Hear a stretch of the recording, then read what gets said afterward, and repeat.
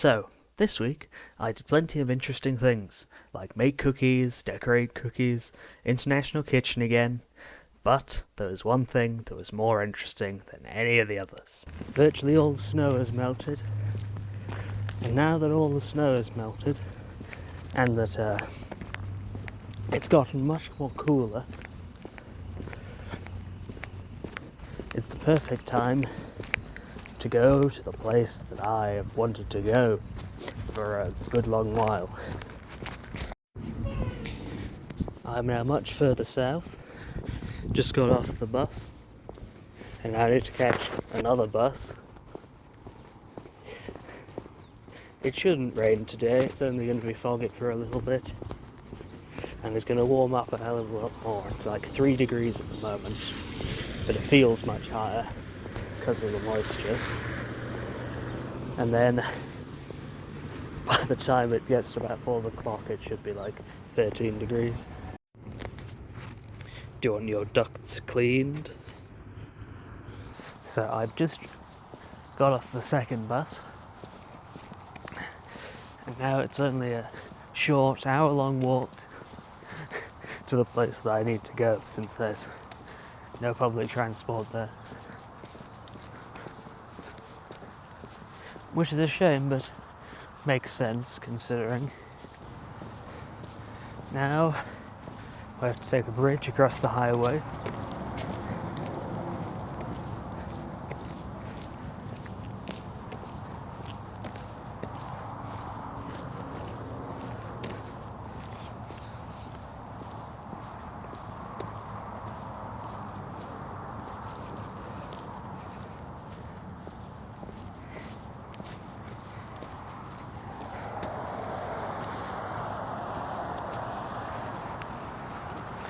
Just across here, we have, just across the highway, we will be in the area that I am going to. And the specific thing there, just over the road is Tsuut'ina Nation, the closest indigenous reserve to Calgary. Close enough that I can get on 2 buses, then have a short walk to go over there. And in there, as I mentioned, all the way back in whichever week I mentioned it, the one where I went up Nozo Park, there is a cultural museum that I am now going to go visit. I'm not going to film anything in there, because I think that would take out the impetus of people to go visit it for themselves. But since I am a history student, I will talk about the indigenous stuff that I have learned.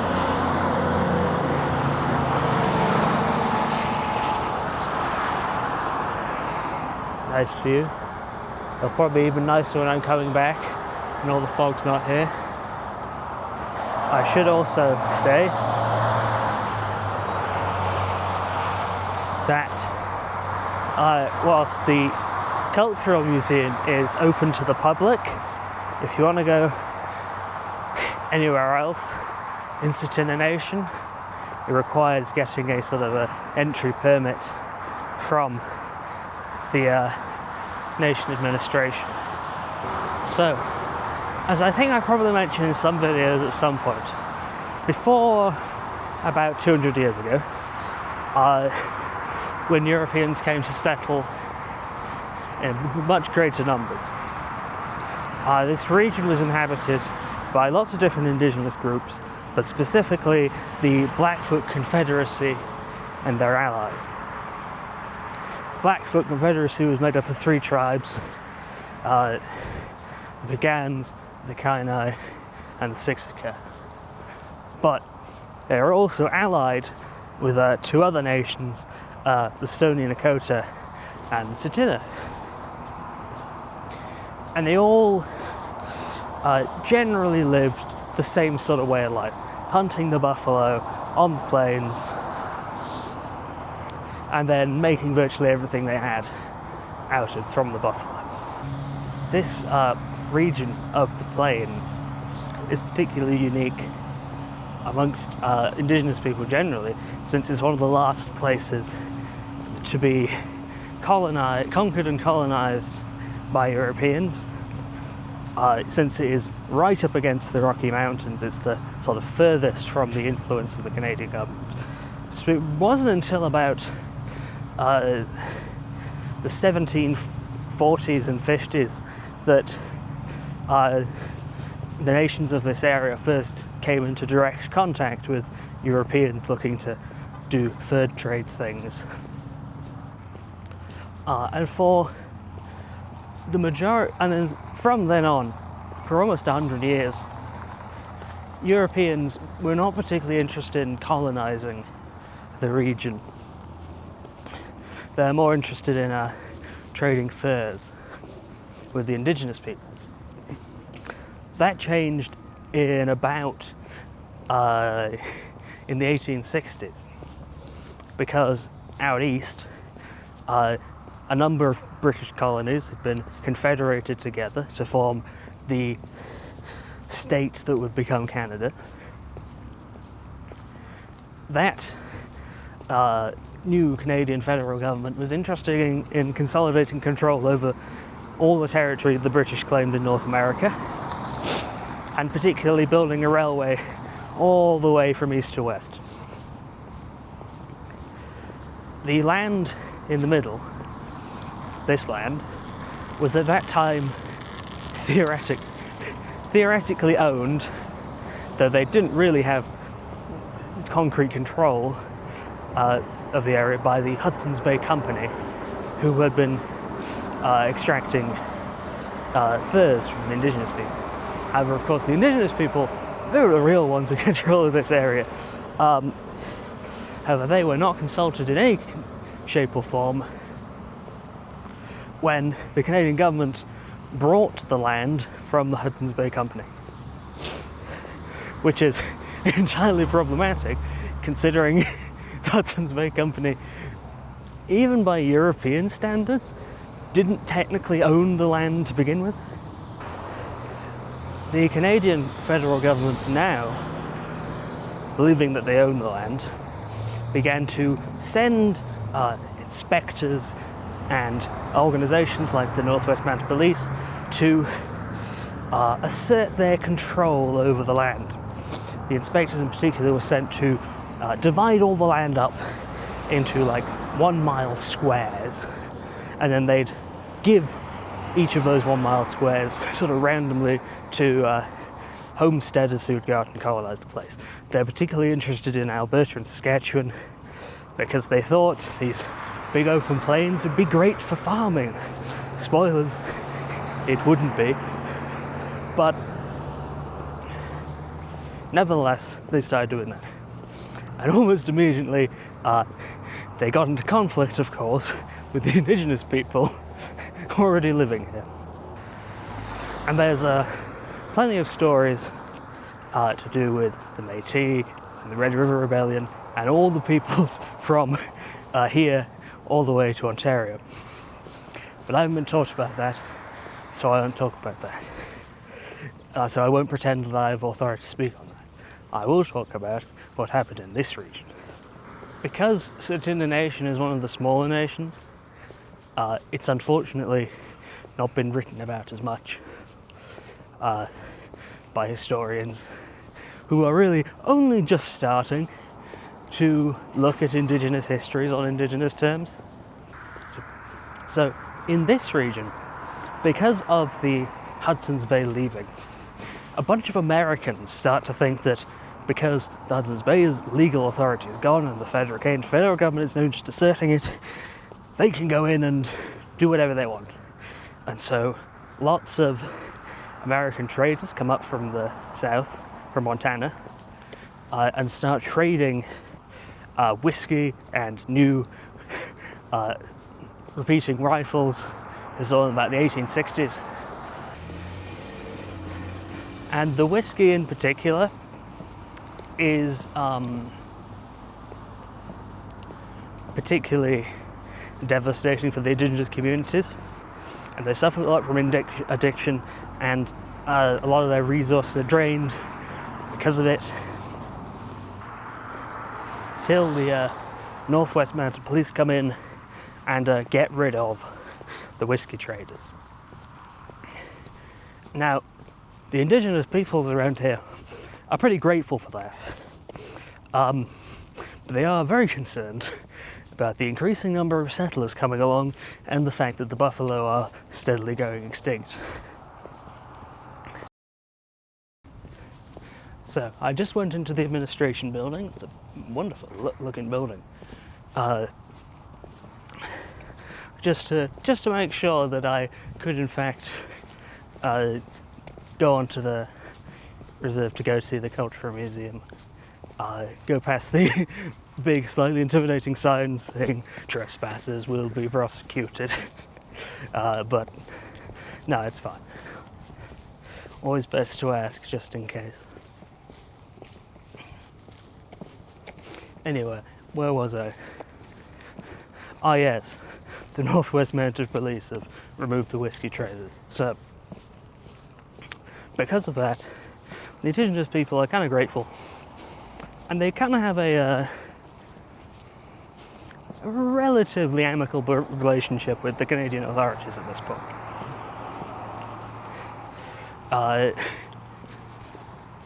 And the local leaders are interested in maybe signing a treaty with the Canadian government.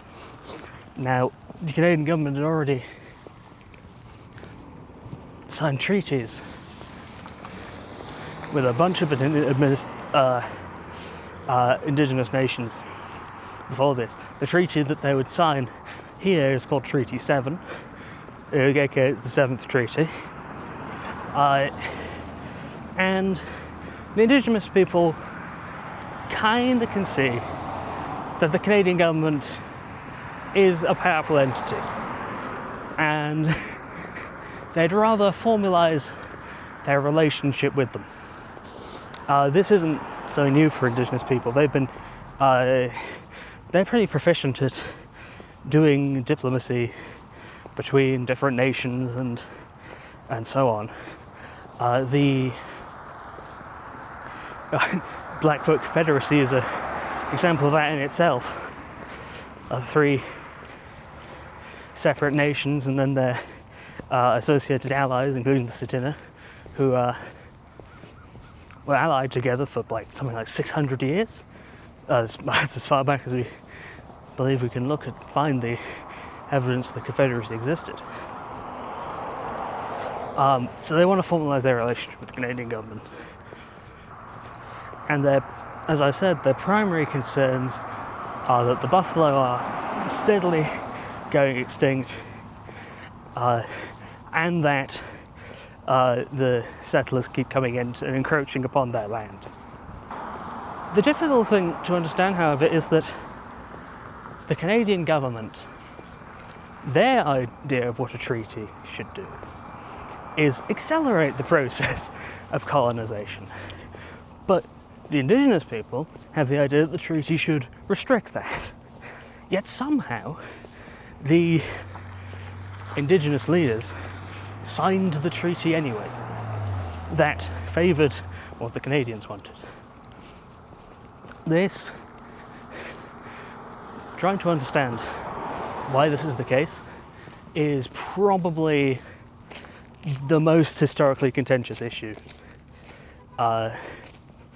in all of Treaty 7. Made worse by the fact that a lot of the proceedings of the negotiations between Indigenous people and the Canadian authorities over the treaty are not fully known and not fully recorded, and so we don't exactly know what they said. But we also do know that it is, despite the lack of information, it's quite clear that the Canadian government misled Indigenous people. That Indigenous people viewed the treaty as a promise to jointly share the land and cooperate over it. That was not what the treaty did. And the Canadian government, whether intentionally or not, had been extremely clever at presenting themselves as more amicable than they were, particularly in terms of comparing themselves to the United States, whom in the 1850s and 60s had also fought massive wars with the Blackfoot Confederacy, because the Blackfoot Confederacy didn't see the international border that the Canadians and the US agreed, and their territory spread across both Alberta and Montana. The Canadian government were also very clever to not show the treaty, to not ruthlessly enforce their treaty right off the bat, and instead allow Indigenous civilization to kind of just collapse on its own. The years directly after the signing of Treaty 7, which I believe is in 1876, I'll put up whether that's right or not.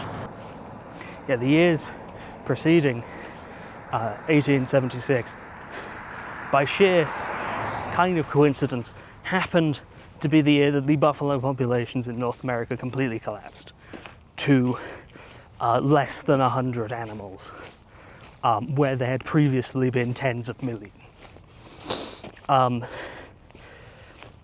As all the peoples around here relied a lot on the buffalo, and there was a sacred animal, they chased its ever-shrinking populations further south into Montana, and sometimes even further south.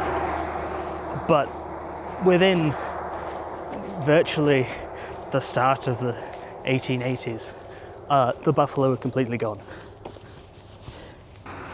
And what do you know, when they come right on back to what is currently Alberta, they find that there is now a treaty they've signed with a system that the Canadian government can use to control the Indigenous people.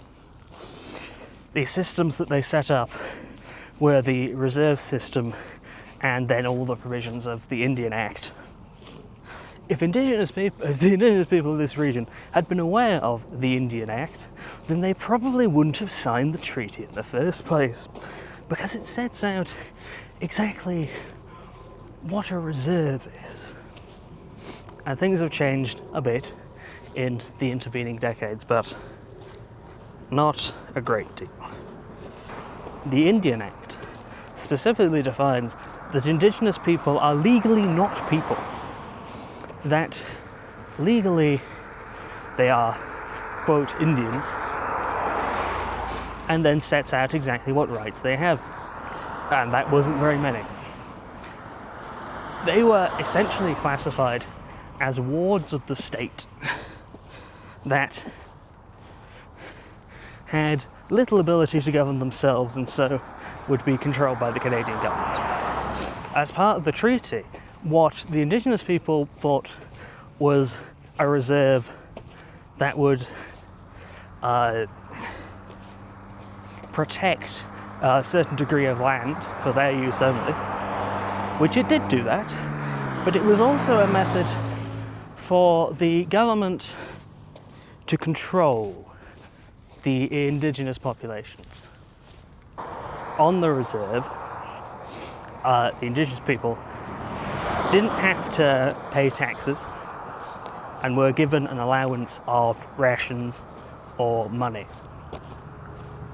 And the populations of Indigenous people that came back here once the buffalo had virtually disappeared found themselves reliant upon the Canadian government for rations, as they very slowly started to adapt to farming. The adaptation to farming wasn't helped by the fact that all the good farmland, that the reserve land that they had been given, was not the best farming land. And now that the Indigenous people were on these reservations, that's the American version, Canadians call them reserves, but they're functionally the same thing. Now the Indigenous people on the reserve, and they could be controlled by the Canadian government, the pretences of treating them equally, as the Northwest Mounted Police had done previously, went completely out the window. And the Northwest Mounted Police and local police forces started to ruthlessly enforce local provisions on restricting Indigenous people's ability to hunt their own food. They introduced, in I believe 1886, they introduced the pass system, which meant that Indigenous people could not leave the reserve without a pass signed by the Indian officer in charge of that reserve. The Indian Act also set up a way to try and enfranchise people, Indigenous people, and usually enfranchise is a good word, like you give enfranchised women to have the vote. In this case it is not. In this case it means trying to assimilate Indigenous people into a European population and style of way of life.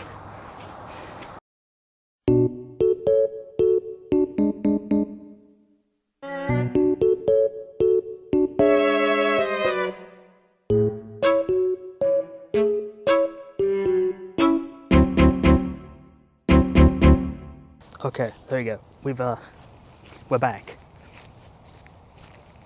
So, I've just been round the Cultural Museum. A couple of things happened. So I may or may not have lost some amount of recording because I forgot to press the record button. But hey, so since I turned off the recording, I did so because I was pulled over by the police. It was no worries. Reasonably, people around here see somebody they don't recognise wandering about, they're like, oh, he's a stranger, he doesn't have a pass. Report that to police, so the police, come over, pull me over.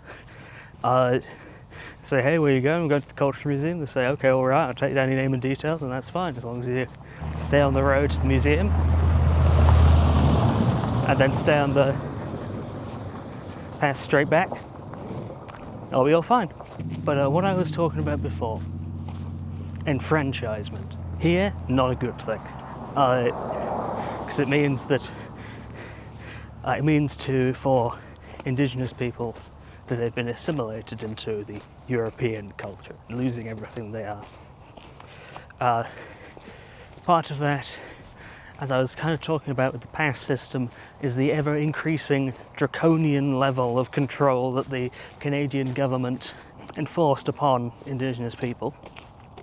Part of that was the pass system, but also it was added to the Indian Act eventually that they couldn't hire lawyers, and so there was no way for them to legally defend themselves against extrajudicial action by the authorities, which the pass system is a prime example of. There is no provision in any law anywhere that allows the Indian agents to prevent Indigenous people from leaving the reserve without a pass. They simply just did it anyway. And this would get worse and worse, continuing with the residential school system, where Indigenous children were essentially kidnapped, forced to go to boarding schools, and forcefully educated in a different culture and way of life. Kidnapping children and forcefully assimilating them into a different culture would be genocidal on its own terms, even as the UN describes it. But this gets worse in the fact that the administration did not care for abuse, which I won't go into in too much detail, but you can imagine. It was a truly horrific thing, and only very recently are Canadians beginning to come to terms with that. I, in fact,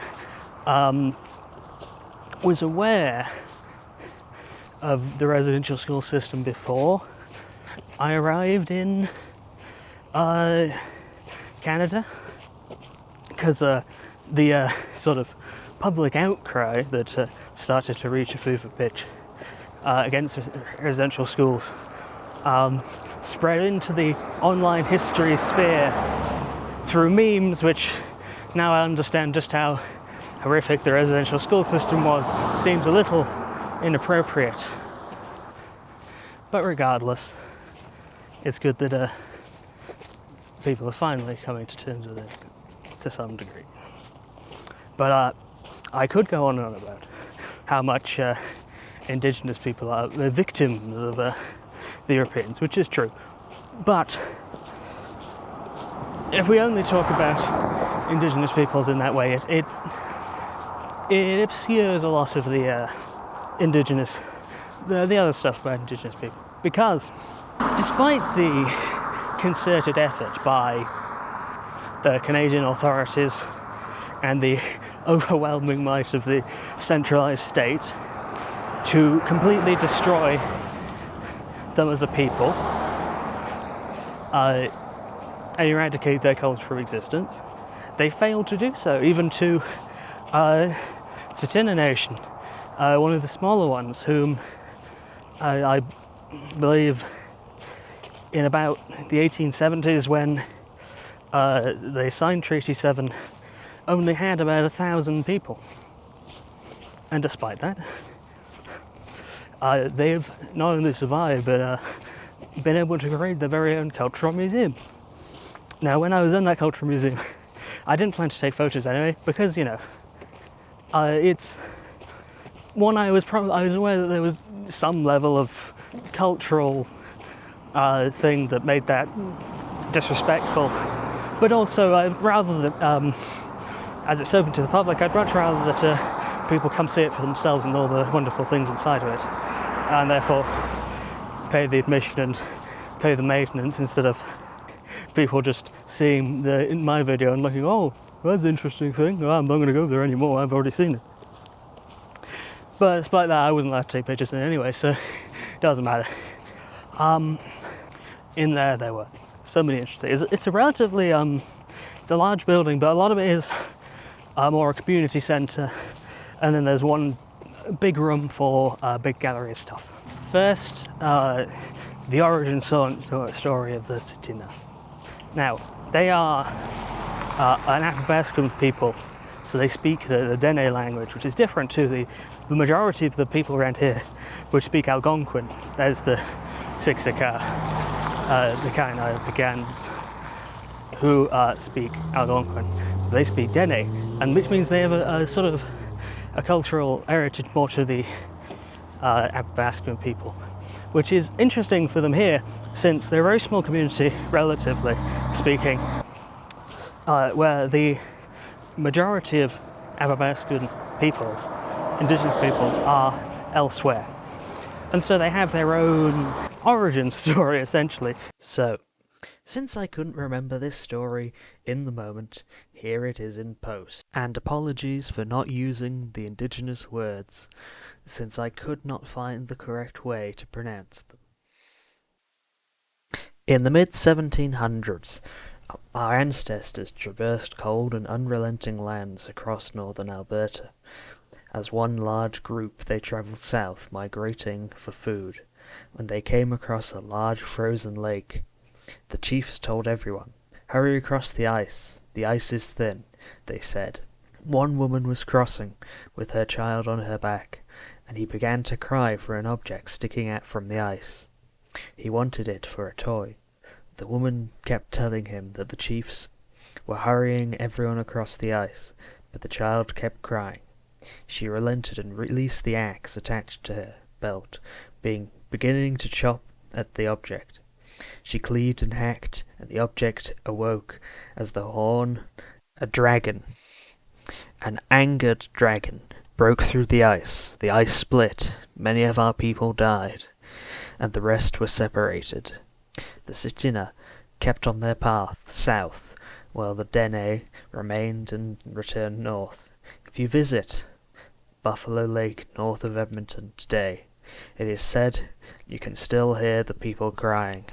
This story was told by the Tsuut'ina elder Bruce Starlight.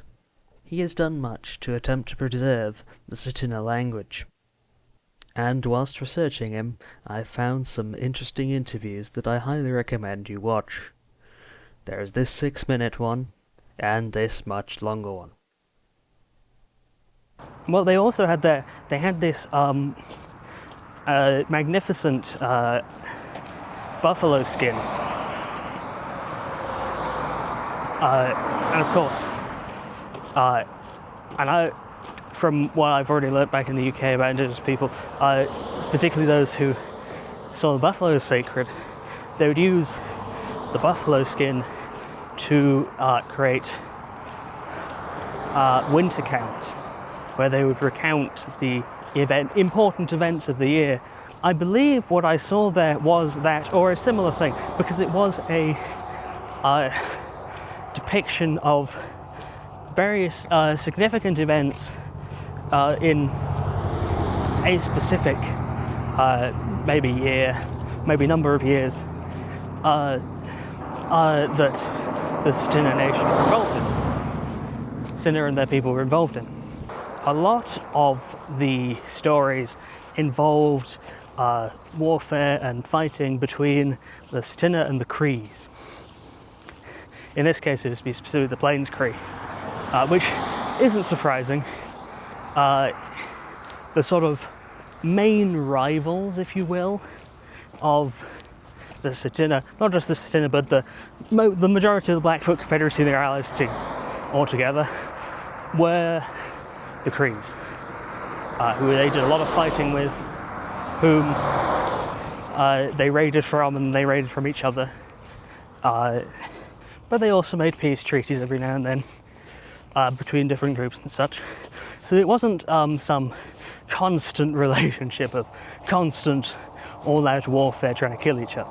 They also had above this the sort of line of all the chiefs that they have had since the signing of Treaty 7. There was a wonderful collection of animals, of course dead ones, but buffalo heads and deer and moose and bear and all sorts of things, along with plenty of examples of clothing and traditional tools and musical instruments and games, and that was all brilliant. Overall, wonderful museum. Probably the only person who visited today.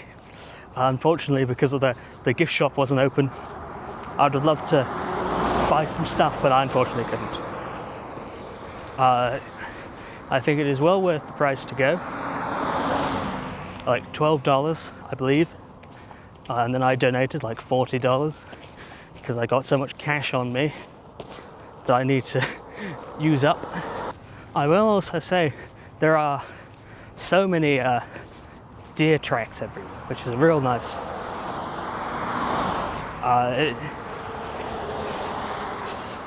And it doesn't surprise me that on the reserve the Tsuut'ina people have cared far better for the local wildlife than the big old city just over there behind the trees.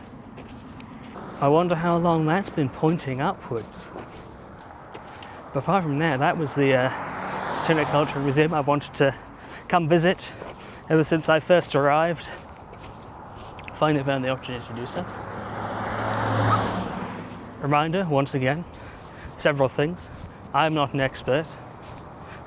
I aspire to be one day an expert historian to Indigenous histories, but I am not. So please do not take my word as gospel and read for yourself.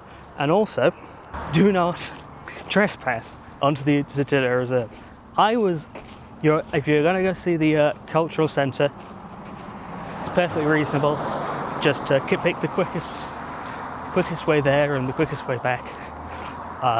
Don't stray from the path. Expect to maybe be pulled over by the police and asked, "Hey, where you going?" And you'll say it's Tsuut'ina Cultural Centre Museum, and I'll be like, "Okay, sure, that's fine." But don't trespass. without a pest. That was the not just Tsuut'ina Cultural Museum, but the Tsuut'ina Reserve. We are getting close to the end of the year, and I'll do a wrap up then. But until the next time, I'll see you later.